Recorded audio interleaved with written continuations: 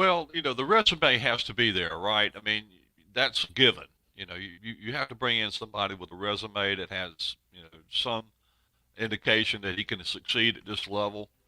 And I think part of it that we worry about is should not be a problem. And what I'm talking about there is buy-in. Um, Now, maybe the defensive players at North Carolina the last 3 years have looked at their results on the season and said to themselves, "Oh, we're damn good. We're fine. We're doing everything right. And we don't understand why people are picking on us." If you've got people like that in your room, then they need to get weeded out. If they can't tell that what they have been doing has not been working, then they don't need to be on the field. They need to be able to recognize, and they should have no problem recognize, look, here's the stats. Over the last 3 years, they have not been pretty. It's nothing that anyone should be proud of. Um, from on the defensive stat sheet, there's been improvements here and there, but no. I mean, you look at what Mike Elko did at Duke. He gets hired, he comes in, immediately the defense is better. Immediately the whole team is better. That whole Why? team got more physical when he arrived. Right. So, I mean, this is not like, oh, I need 3, 4 years to, get this. College football can't wait 3 and 4 years anymore for somebody to come around and put their program in place.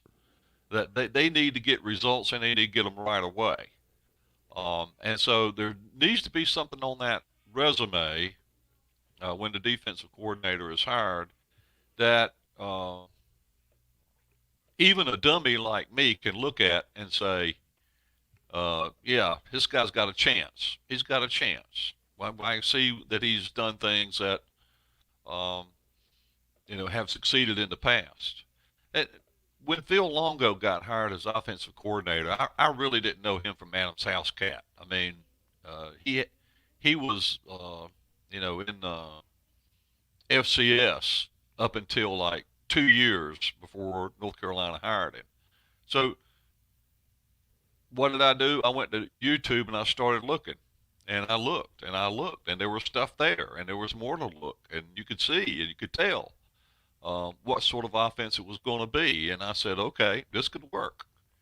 And it's got to be that kind of feeling that I think if what we're trying to, if what North Carolina's trying to do, what Mack Brown's trying to do, is to drag us all back in, then that name has to give us that same sort of feeling, that same sort of confidence that they can get the job done on that side of the ball.